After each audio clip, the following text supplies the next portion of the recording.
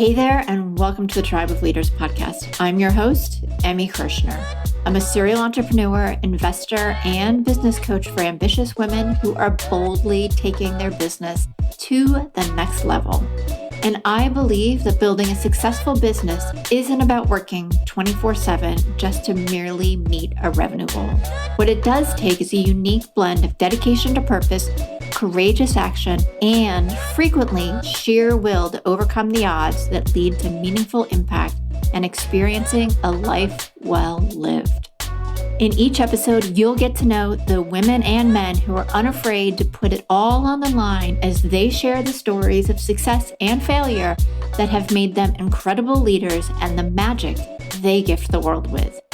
As you're listening, and I hope finding value, don't forget to share the Tribe of Leaders podcast with all of your other entrepreneurial friends and to follow us wherever you're listening to this podcast. Hi, ladies. I hope that you have had a wonderful holiday season. I know it's not quite over yet, but that you have found joy, peace, fun, time with family and friends. And if the holiday season isn't your thing or this is a difficult one for you, please know that I am sending you love and looking forward to just a fabulous new year and kicking off everything in 2023, which, as a reminder, this is our last episode as the Tribe of Leaders podcast. Next week, you will be hearing another amazing guest, but under our brand new name and brand new theme of women who build empires. And as I've been sharing with you, but just in case you haven't listened to the last couple of episodes, I want to be able to focus on really diving into cool conversations with women who are doing business differently, because that's how women do business. And whether it's giving you an idea of how you can implement something in your business a little bit differently that might be more effective, whether it's giving yourself permission to have self-care and everybody around you being able to have more self-care, or just changing an entire industry. Those are the conversations that we're going to be playing with, and I hope that you are as excited as I am. Also, I want to remind you that this is the last week that you can get the Your Amazing Year Planner. It is available until January 31st. I actually have some really cool promos going on, so if you're listening to this before January 31st, check out my Instagram feed at the Emmy Kirshner so you can see what type of cool gifts you might be able to get, because the holidays aren't over yet. And without further ado, I want to share with you my conversation with Givelle Lamano. Givelle is an entrepreneur and owner of an all-woman law firm in California. She is the recipient of the Super Lawyer Rising Star Award and ranks in the top 2% of over 65,000 attorneys. I love Givelle. I've known Givelle for about a year. We worked together the early part of 2022. She says what's on her mind. And in our conversation, we talk about how she experienced imposter syndrome, her relationship with money and how she's had to heal that in order to build her business, why pausing and sitting in silence has helped her create more success than that work hard, hustle and grind mentality. We talk about her business. We talk about just so many different things. I'll let you listen to the interview instead of me listing them all. But I love her sincerity. I love how authentic Givelle is. And she is such an inspiration as she's changing the face of the way law is done. Givelle, welcome to the Tribe of Leaders. I have been waiting for months to be able to have you on the show, and we finally got a date. So welcome. Share with everybody who you are. And I think we're going to have, I know we're going to have the most fun conversation today. Okay, thank you for having me. Who am I? I am a woman, a Filipino woman who lives in Northern California, specifically the Bay Area. I am an entrepreneur, a small business owner of an all woman law firm. Our law firm keeps people out of jail. One of our unique selling propositions, aside from our 98% success rate, is that we like to take a holistic approach to criminal defense. And what I mean by that is just really looking at why a person might have gotten into trouble in the first place to try to identify what we can do so that they don't have to hire us again. I think one of the biggest achievements that I've had in life is just the number of people that I've helped through our practice not feel shame for what they were accused of, whether there was any factual basis to it or not. So that's me in a nutshell. I'm also the mommy of two small dogs, a Boston Terrier and a Chihuahua, who's trying to get my attention right now, and the wife of a wonderful, wonderful man who reminds me to stay humble in all things. Which sounds like you have a really full life. I do. I have a full life and it's very meaningful. That's awesome. I want to know what gives you not the most joy, but like where does the meaning lie for you?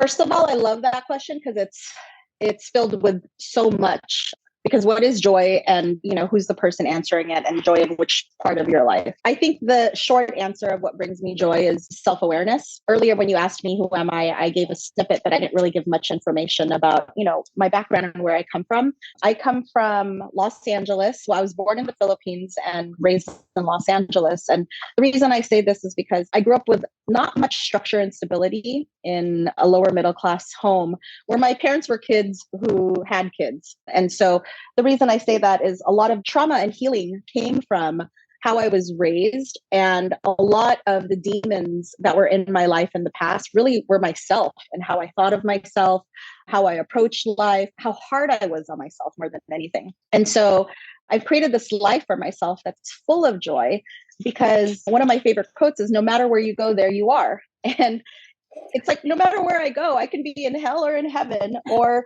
broke or rich, but I just like the person that I am today. And it took a lot of therapy, a lot of expensive retreats and time and money and hard conversations to ultimately say, I like who I am. I love who I am. And that I think brings me the most joy because it allows me to be present in this world and be genuine and authentic in how I approach everything in life. And I think that's partially what brought success to my business and to my husband, to finding my relationship with my husband, that vulnerability, that curiosity of who am I and what am I bringing to the table? Because imposter syndrome is real and hard. And no matter how much money you make and what accolades you have and, whatever you have to add to your CV or resume, if you don't really believe it and if you don't really like yourself, then what's the point? Right. Like, for me, if you're not doing things that are filling you up, why do them? Like, it doesn't matter exactly what you said. It doesn't matter how much money you're making. It doesn't matter whether you've got 20 cars parked in the garage or you have a huge house or multiple houses or whatever. If you're unfulfilled, there's no point.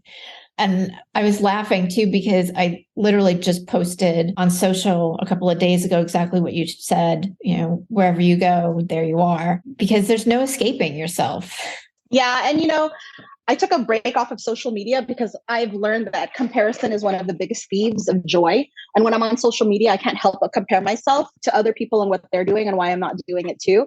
And it could be as simple as somebody eating a hot bowl of ramen to, traveling, the Amalfi Coast, like just constant comparison. So I took a social media break, but I'm back. And the reason that I bring that up is because I come from LA where there's a lot about image and how we look. And I think in my early 20s, status and image and, all the fancy things were important. And now that I'm in my 40s, I don't really care anymore. Like about all those fancy things, how we spend our time and how we spend our money says a lot about ourselves. And I really love spending my time and money helping people. And that feels better than a fancy purse. I mean, don't get me wrong. I like to eat well because my bank account clearly shows that. But, and I like to travel, and I'm a huge spa junkie and a business coach junkie, and always trying to figure out ways to make money while I sleep. But all those fancy things don't matter to me. It could matter to other people, but for me, in this point in my life, it doesn't. Which I love. As I said, my dogs used to want to stand on my head and be part of the whole Zoom recording experience. So we're just going to go with it. There's only so many things you can control in life. I am curious. So, like, what was it like growing up with the family and the experiences that you had, and then like starting your own business, what were some of the things that you had to overcome? Yeah. Well, growing up, there was a lot of work hard mentality. So the strong work ethic was definitely put upon me early in life. Like I saw my parents get up early and work late. So growing up, I probably went to 15 schools before I actually went to college. I had probably about 40 different part-time jobs before I went to college. And so there was a lack of stability, a lack of structure. And I was really just running the streets. And I look back at that time, and those are the things that I used to be ashamed of, because I used to be jealous of the kids who had fridges full of food and individual sized drinks, and parents that were home and that they had relationships with.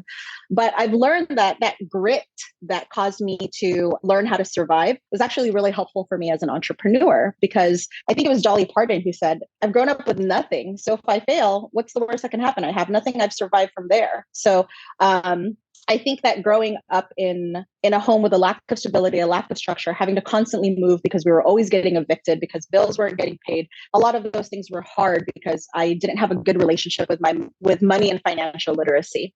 I actually think back at the old me and how embarrassed I was for people to think that I didn't have any money. And so I would overcompensate by paying for everything all the time so that people wouldn't know. And now I think about where I'm at and just how far I've come with the life that I've created. And I'm grateful for just the things that my parents instilled with me, the strong work ethic, the values coming from a Filipino household community, all of that. But I also like to think differently from how my parents were raised. I think my parents believe that if you were white, especially if you were white and wore a suit, that you were superior over us. And that comes from a lot of colonization from the Philippines. But I'm fortunate that my parents took me here to America, because I then was able to get an education and surround myself with people who helped me think differently, other than, working hard and that being my main contributing thing to society and to my family. I realized that working hard is really not as great as working smart. And whoever said that money can't buy you happiness, I don't think really had a lot of money, or really didn't know what happiness was, or really didn't even know what happiness was. Because if you think about it, you can be young and rich and not know yourself, and then, money can't buy you happiness. Or you can have all these problems and easily say money doesn't buy you happiness, or people with money are bad, which is what I grew up learning, that white people with money, they're different, we're bad. And now I think, you know what? Money can pay for my house cleaner to come and clean things, for my masseuse to come to my home and give me a massage, for all the things that help me show up and be a better wife, show up and be a better friend, a better business owner. So, yeah. Yeah, absolutely. It's funny because I've seen a number of people, again, post on social, like, who said money can't buy happiness, because it buys you options and choices. Mm-hmm. And with those, if you're being intentional, then there is some joy to that. There is the ability to create a life that has more ease, which then again can bring happiness. But it also comes from that place too of what we said earlier. If you're not fulfilled, none of those things. Right. And I think a lot about fear, because I remember when I graduated college and wanted to go to law school, it scared my family and my parents, because they thought, one, it's expensive, and two, why don't you just go work at the carpet store like your cousin, who is an assistant general manager and makes $15 an hour, because it was safe, consistent, steady income. But then I also think about when I graduated law school and nobody wanted to hire me because I wasn't the most, attractive candidate, or nor at the top of my class, or went to a fancy school. And starting a business was even more scary for my family, because they thought, what if you fail? And I think about fear a lot and how it drives people to, navigate the world the way that they do. And so I think one of the biggest things that I've learned in the past 12 months is just the practice of noticing things, noticing patterns, noticing belief systems and roadblocks and how I operate and think in this world, and pausing more, which came with more emotional maturity, to say, I come from two schools of life. One is how I was raised, which is hustle hard, work hard, good things come to those who get it. And then the more, I guess, spiritually aware and self-aware part of me, who says, just pause and be still, and things are the way that they're supposed to be. And there's something bigger behind all these things that are happening that you're just reacting to. Pause, stop, and ask yourself, how am I not going to react to this, but respond to this, so that it actually does the most for me in alignment with my values. That's beautiful. Really, really beautiful. And I agree, because I also came from a very different background, but it was always work really hard beyond like what normal humans do, and a level of excellence that's beyond even perfectionism, and learning to, one, kind of bring that back into normal human range, and two, find that kind of flow of when do you push, because if you don't push a little bit, then you're not pushing your limits, but also find that place to sit in quiet and give yourself rest and give yourself permission to be imperfect. And I've been in inquiry a lot about that, particularly in the last couple of months, and what feels good and what's going to really help me the most. So I'm curious as well, how does that work for you? Which part exactly? Finding that balance and that flow. Got it. Okay. Well, a few things. Well, let me give the short answer and then the background to it. Finding my balance and flow, the way that I do it is through consistency, especially with my habits and what I do every day. Because I grew up with such an unstable lifestyle and a lot of chaos, structure is important to me. So I ensure that every morning I do my 10 minutes of meditating, 10 minutes of journaling, 10 minutes of reading, because that moves the needle forward tremendously when you add it up throughout the year, through the months. And then I make sure to move my body and take care of myself so I don't pour from an empty cup. That's the short answer. But regarding finding balance and flow, I'm reminded that recently I went to a Samoan funeral, a celebration of life. And it was one of the most life-changing experiences that I felt this year, because it's not like American celebrations of life or funerals where one or two people get up and do a eulogy. In a Samoan celebration of life, everybody gives testimony of how that person affected their life and then sings a song. And it was so meaningful. And it reminded me that when we die, who cares? How did you treat people? How did people feel when they were around you? How big was your community? And when I saw the Samoan community come together to celebrate someone's life, I was reminded that a lot of the things that helped me with my business came at a cost of losing a lot of the relationships that I had and not tendering them or caring for them. And so now I'm in a place where I want to do that. The second thing is that in order for me to do that, I have to have the luxury of not living check to check and not worrying, because I think of Maslow's hierarchy of needs and how I went to, a business coach or entrepreneur events, and two rich, young, tech bro white dudes got up and were saying, Burning Man is the best thing ever. We're going to get everybody in our, new startup company to go to Burning Man because everybody needs to experience it. And I looked around at the room and I thought, everybody here is white, male, and, has money. So I raised my hand and I said, what about the people who can't afford to go to Burning Man or even take time off because they're trying to figure out how to keep the lights on? And I didn't like the answer because it was kind of jumping around the question. And so it made me think, to find balance, to find flow, you first have to have the bare minimum: roof over your head, money in the account. A lot of people don't come from a place where they have 3 months saved up, where they can actually stop, pause, think, and make those decisions that's going to bring balance and flow. Right. People are sometimes living in such survival mode that they don't have that luxury. So my balance and my flow comes from the foundations that I've created for myself to have financial security and the freedom to do that. But I'm sure other people find balance and flow, like, single moms with 5 kids. They probably just need to pause and breathe for a second or close the door and have some alone time. But yes. I think before we talk about balance and flow, let's also recognize the people that don't have that luxury to even stop and think about that. And that's where I think breathing and just pausing and just stopping and having compassion for ourselves and being kind to ourselves is just, more important than a lot of things. Yeah. Yeah.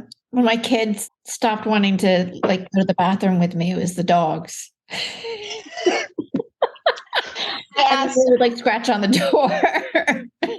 I asked a girlfriend, because we're trying to have a family, my husband and I asked my girlfriend, what's it like to be a mom? And she said, you're just never 100% fully rested.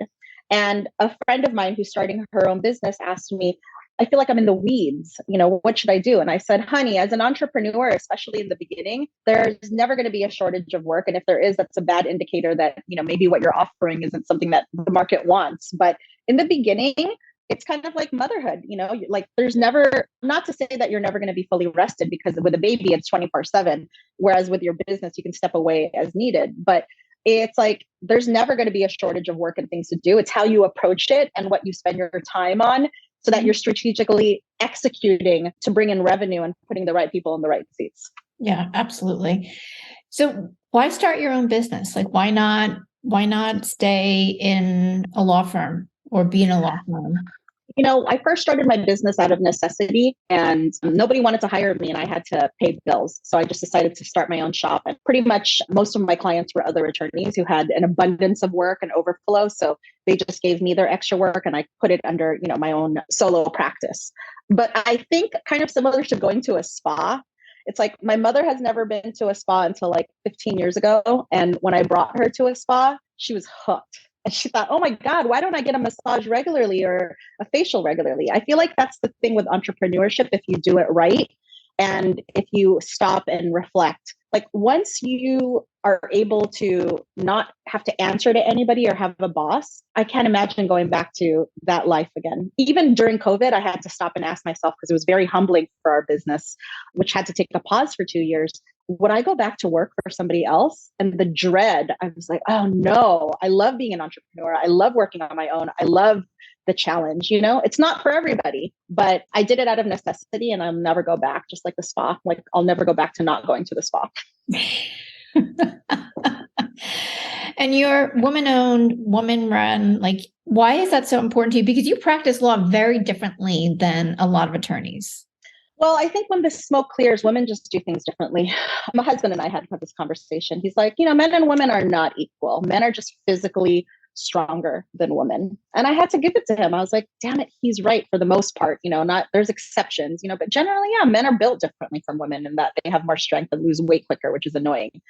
But women, we just tend to have more emotional intelligence and like to look at the totality of all the circumstances and how things are run. And when I think of law school, they don't teach you bedside manners. I think about a friend who saw a doctor and he gave her all he gave her accurate information, but he just didn't seem like he cared. And so the difference with our law firm is that people feel seen and heard and cared for. And yeah, I think that's why I decided to work with all women, because it just works better that way. I mean, we also have a lot of contractors that are male, but for me, that was one of the main reasons. Yeah.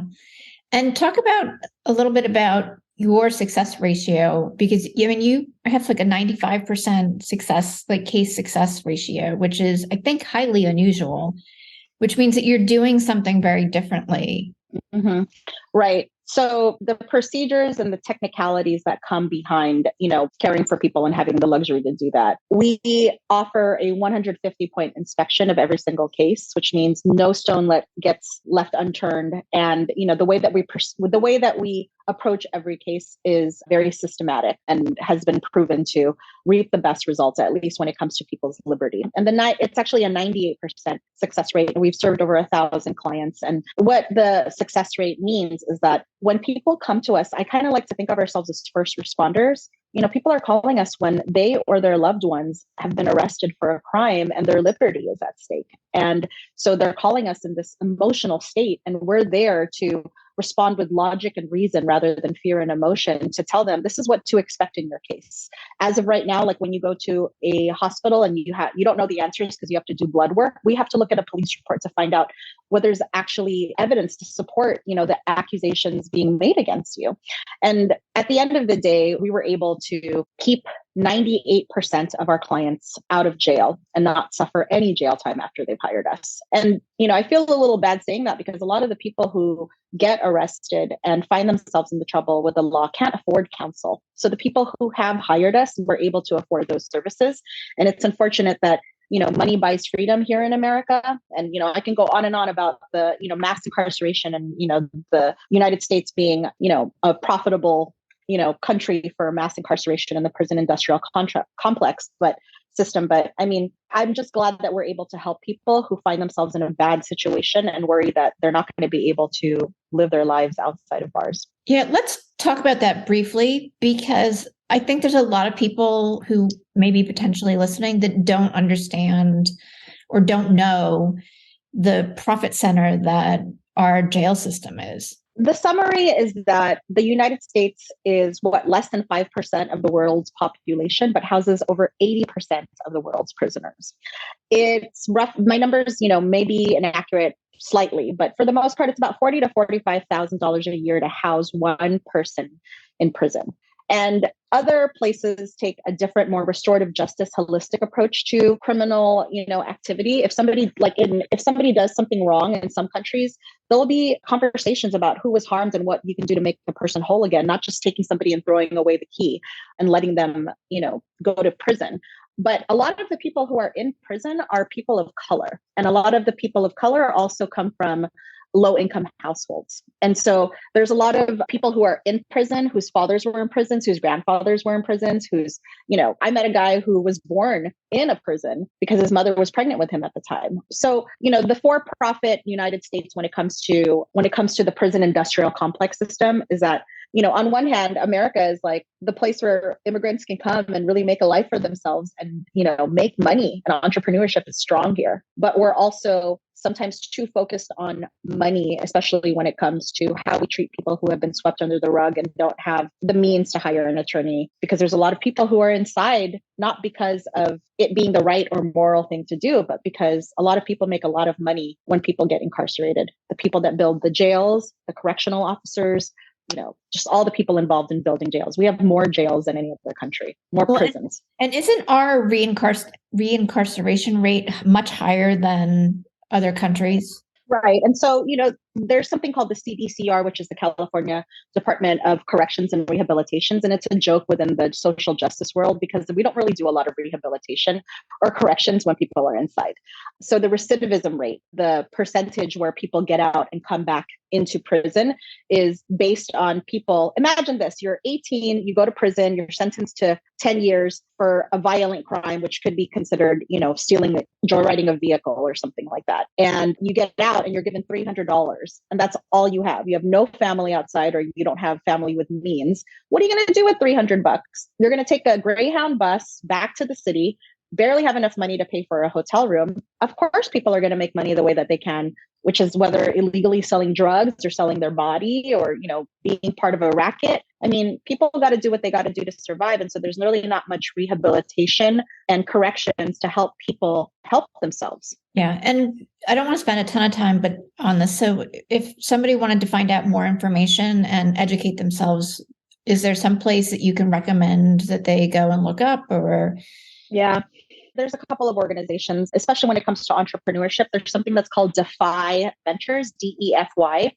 They're a national organization that help people inside with tools to start their own small businesses when they get out. There's also an organization called Legal Services for Prisoners with Children. They do a lot of lobbying work to help change the laws. Those are two off the top of my head. Okay, cool. Thank you so much. Yeah. Going back into your business, where do you see it expanding in the next couple of years? Well, we're boutique right now, but as far as expansion is concerned, I found that the model for us post-COVID is not necessarily hiring employees, but more contractors. Because I think that post-COVID, a lot of people are starting to get used to the freedom of working from home, working when they want, not working, full time. I mean, imagine pre-COVID, people were driving for 30 minutes to work and then sitting there for 8 hours and driving 30 minutes back, and not even spending much time at home. So for us, contractors are really working for us at this time. My goal as far as scaling the business is to make the same amount of money that I'm making now, working part-time, and just letting the business run itself so that I can, focus on having a family. Which is, I think, beautiful and amazing. For somebody who's just starting out or is maybe a year or two into business, what advice would you give them? You're an average of the 5 people you surround yourself with. And when I first started my business, there were a lot of naysayers because a lot of the people that I was hanging out with were W-2 employees. And so it was different for me to leave those circles and start spending time with mentors and business coaches and other entrepreneurs so that I can think differently about my time and my money. Like I said before, I used to think that it was something to be proud of that I was at my desk for more than 8 hours. Now I'm proud of myself when I'm at my desk for 2 hours and did the same amount of work or, delegate everything. So I think that when you're first starting a business, it's going to be hard, but you have to surround yourself with people who are doing the things that you want to do. People who are doing better than you are going to show you how to get there. And I also believe in natural networking. And what I mean by that is when I was first starting as a female minority in a predominantly white, older male dominated field. Most of my competitors are older white men who look very stern and serious in their pictures with, background of books, behind them and all these accolades. When I first started, I noticed there weren't a lot of women minorities. And so a lot of the people that I reached out to for mentorship weren't in alignment with my values as far as making sure that people felt seen and heard, and the more compassionate approach.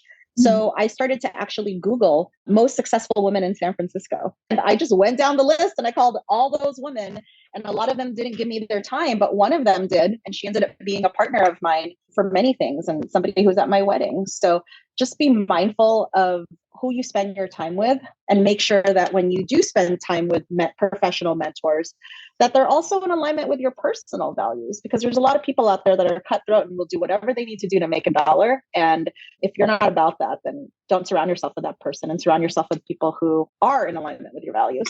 I think that is the most brilliant networking tip I have ever heard, right? Like you creatively solved the problem. Yeah. I think it takes years to build a good reputation and minutes to ruin it. And I remember early on in my career, I was taught to, I don't want to say lie, but withhold information, because that's part of lawyering and what negotiations are about. And I thought, no, screw that. No, I'm a person before I'm a professional. And that's not if I'm going to do one bad thing, how you do anything is an indicator of how you do many things. And I remember my voice trembling and my body shaking when I told this older man who's been practicing twice as long as I've been, or, twice as long as I've been alive. He was like in his 70s. At the time, I just remember shaking and going, no, I won't say that. I won't do that. No. And he's like, you better get it together, kid. This is how things work. And I'm like, well, just because this is how things work doesn't mean that's how it has to continue to be. Wow. That's like mic drop right there. But it's a testament of your strength and your solidity in who you are, that you're not willing to allow somebody else that's formidable in some respects tell you what to do. I think about the conversations that I wish I had with my parents early on, the conversations that I don't have with my mother or my father, because now that I'm looking at it with a more compassionate approach, I realize that they were doing the best that they could. But as I'm trying to have a family, I thought about, one of the most hardest and important jobs in life is to raise a well-rounded human being. And I think about how our kids won't grow up with some of the suffering that I did growing up, but how do I teach them grit? And then I realized that a lot of it is really dialogue and having conversations. In the Filipino upbringing, my dad's job was to put a roof over our head. That was it.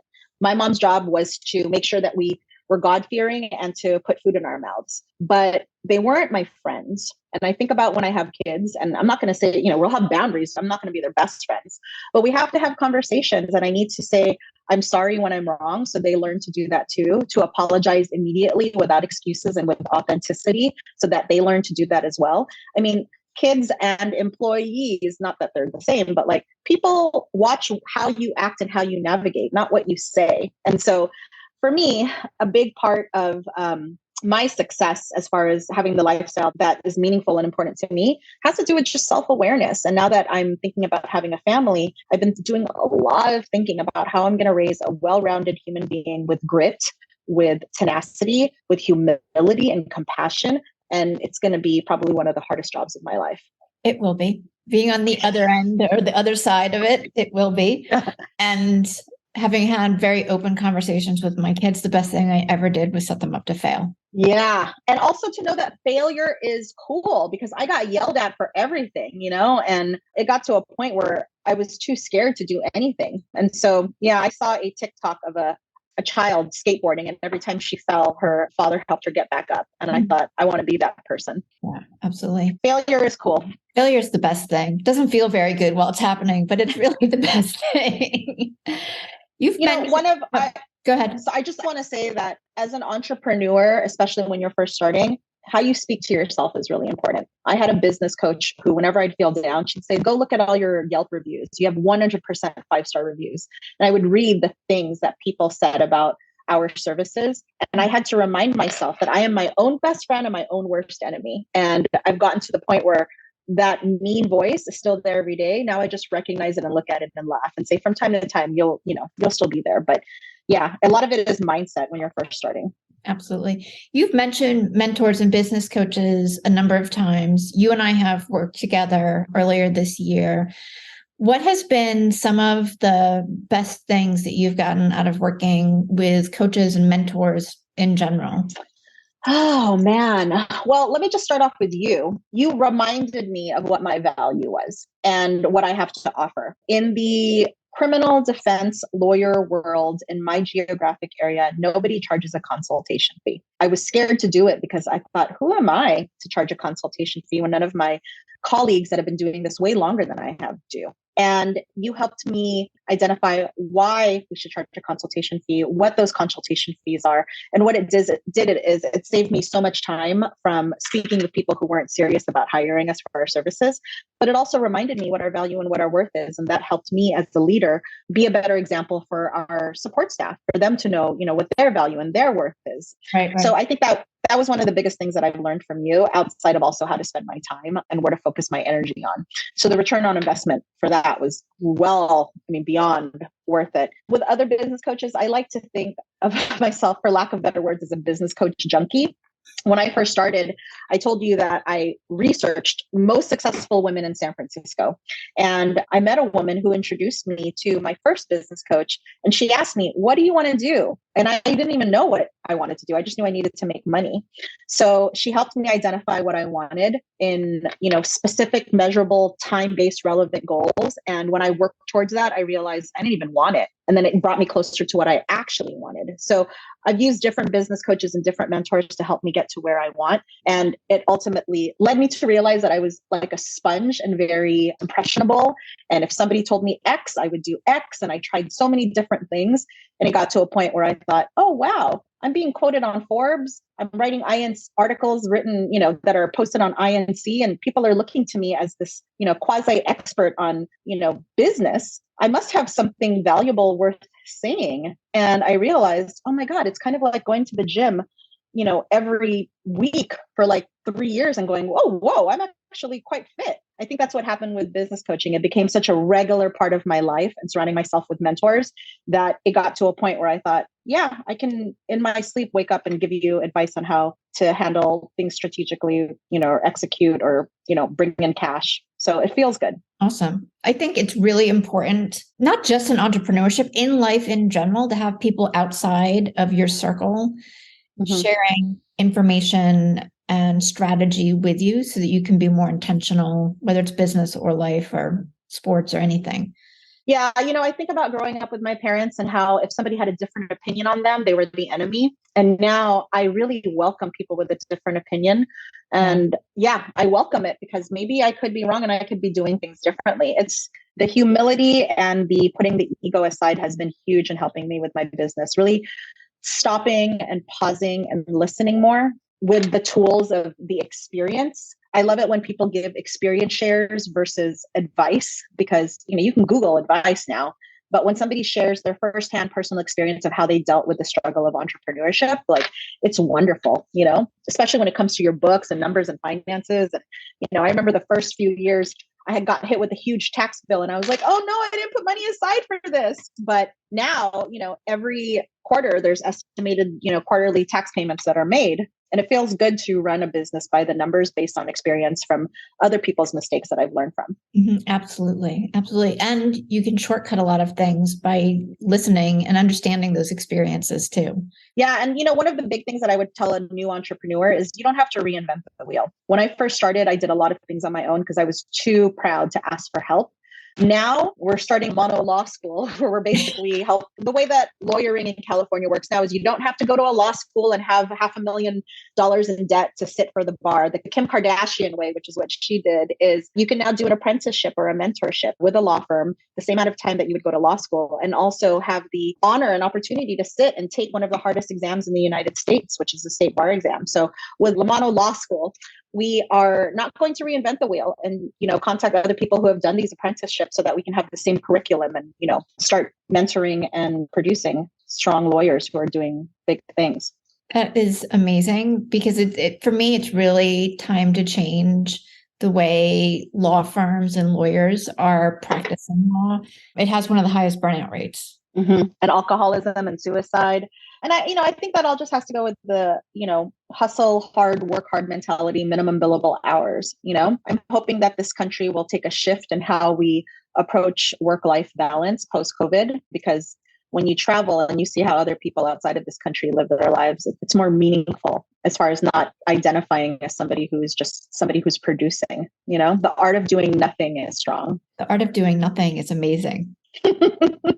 Givelle, I am so excited that you made time to be on the show today. Would you share with everybody how they can get in contact with you? Yeah, you can go on our website, lamanolaw.com, and my contact information is there. That's LAMANOLAW.com. And we are all over social media if you just look up Lamano Law. Yeah, and we'll get those links in the show notes too, so you can just click on through. Givelle, thank you again. Thank you, Emmy. I appreciate your time. Thank you so much for being a listener to the Tribe of Leaders podcast. I am so grateful for each and every episode that you tune in and listen to. And I hope that you get a ton of value that you can implement starting today. I do have just a quick favor. If you wouldn't mind hopping on to wherever it is that you listen to podcasts and leave us a rating and review, it would help us tremendously so that the Tribe of Leaders podcast can be found more easily and help inspire other entrepreneurial leaders.